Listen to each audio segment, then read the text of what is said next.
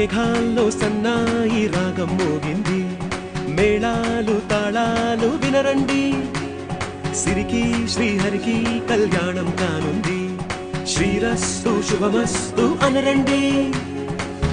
అచ్చతలు గంటో పెళ్లికి అర్థం చెప్పారంటూ, మెచ్చదగు ముచ్చట ఇది అని సాక్ష్యం చెబుతామంటూ, జనులంతా జై కొట్టేలా జరిపిస్తామండి.